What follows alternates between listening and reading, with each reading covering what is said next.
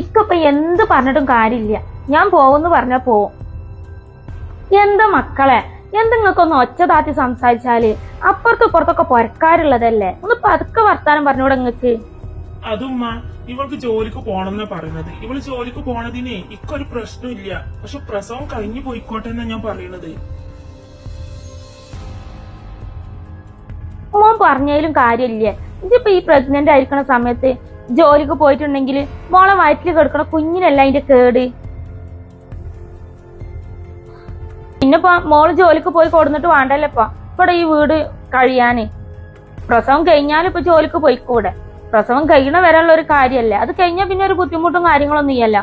അപ്പൊ മോൾക്ക് ജോലിക്ക് പോവാല. ഉമ്മ പറഞ്ഞതിന്റെ കാര്യത്തിൽ പൊരുൾ മനസ്സിലായില്ല എനിക്ക്.